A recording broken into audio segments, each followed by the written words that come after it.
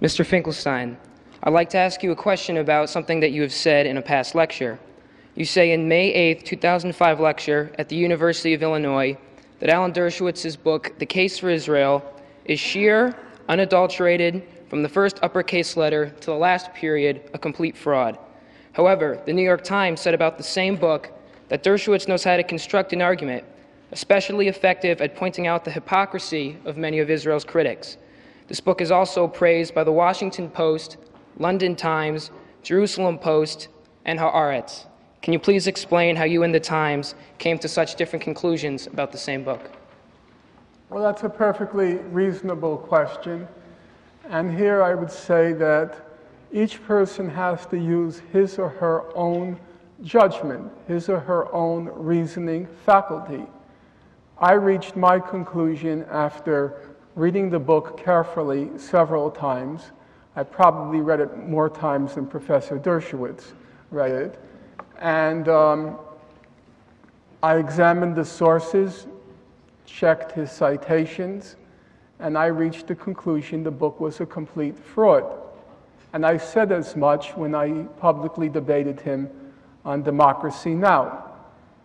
I agree with you, or what would be implicit in your question, had I limited myself to simply declaring the book a fraud or a fake from the first uppercase letter to the last period, had I limited myself to that, you would have probably excellent grounds for questioning my judgment.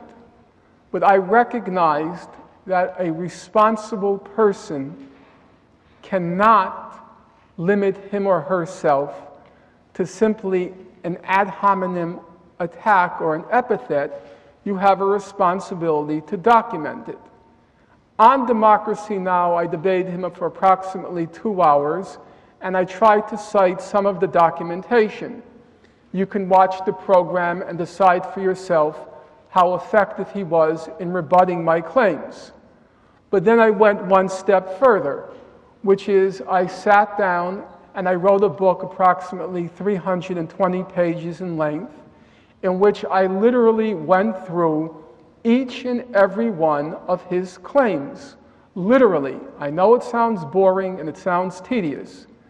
And what I did was I juxtaposed his claims not against what Professor Finkelstein says, not against what the Palestinian Authority says, not against what the Arab League says.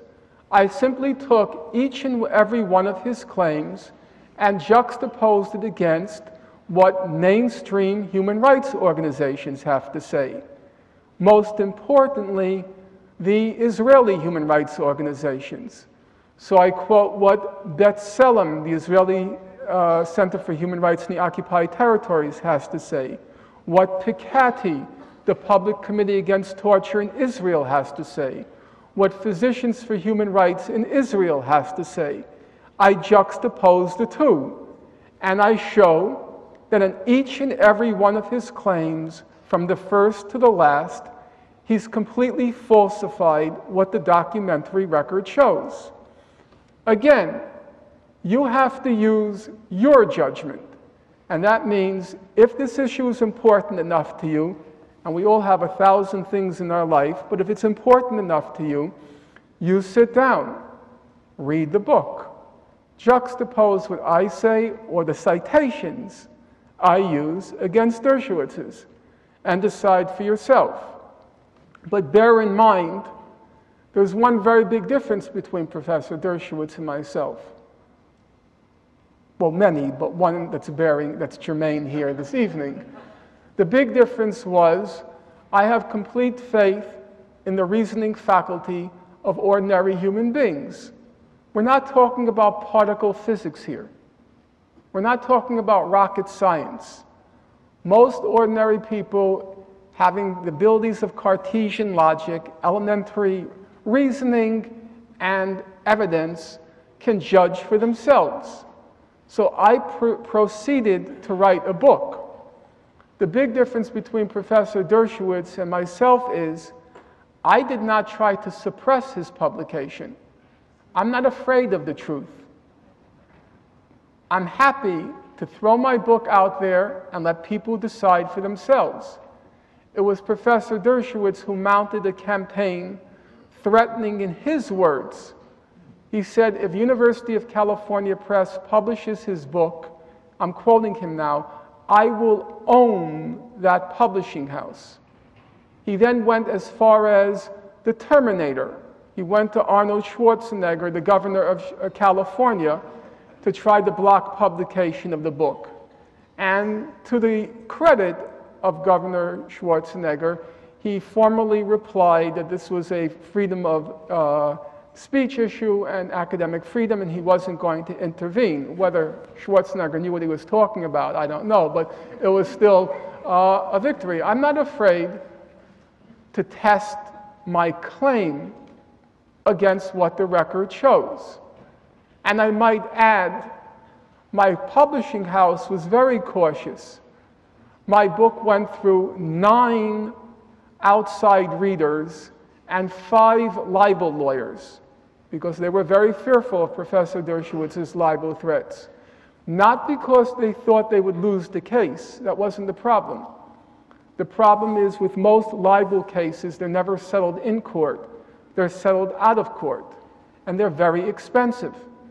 And so my publisher said, if Professor Dershowitz sues us in New York, they're in California, they said, we don't even have enough money to fly our staff out to New York. You know, it's a university publishing house. I now have to